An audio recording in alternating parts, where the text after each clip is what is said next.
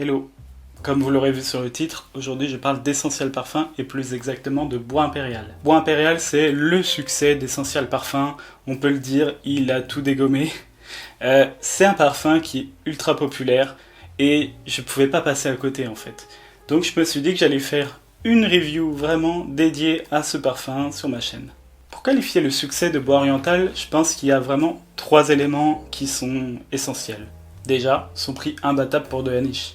Comme je vous l'ai dit, on est sur de la parfumerie confidentielle et le standard est à peu près autour de 200 € maintenant, grosso modo. Donc là, on est sur un parfum à seulement 94 € je crois, les 100 ml.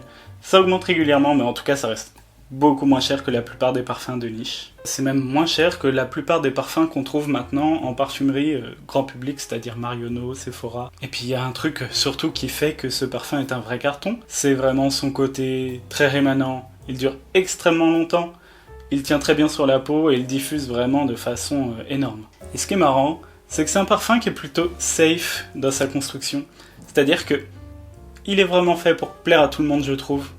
Et en même temps, il a ce côté in your face, un petit peu violent presque, qui doit tout aussi plaire. Donc il y a vraiment ces 2 éléments réunis. Limite, le succès, il était écrit, quoi. Ce parfum a été créé par le nouveau parfumeur star des dernières années, depuis 2020 à peu près, c'est Quentin Biche.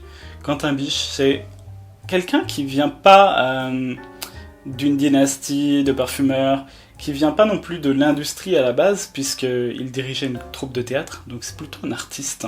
Et son truc à lui, c'est les overdoses.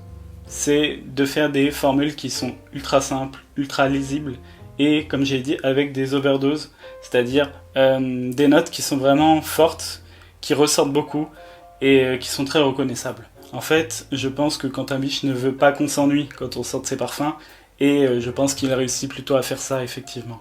Enfin bref, assez parlé de tout ça, je vais vous dire ce que j'en ai pensé. Alors, la meilleure façon de le décrire, je pense, c'est de dire que c'est un boisé qui est vraiment très très propre. Et pour moi, on est un petit peu entre de la lessive de luxe et un déo haut de gamme. Dans ce parfum, il y a vraiment beaucoup de notes fraîches, revigorantes. On a le poivre de Timut, le pamplemousse au départ, vraiment qui vont donner une dimension fraîche et un peu piquante au parfum.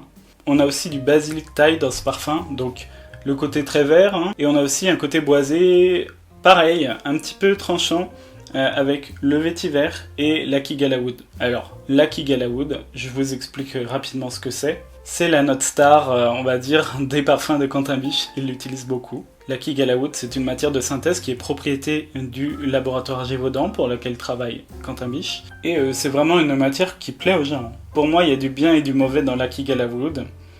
Le fait qu'il soit extrêmement reconnaissable, c'est bien et mal en même temps, parce que forcément, quand on commence à le mettre dans beaucoup de parfums, on a ce côté un petit peu redite.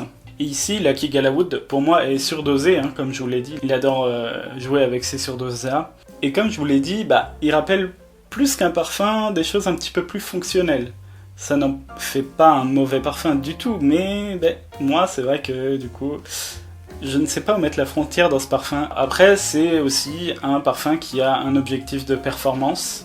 Je pense que c'était voulu.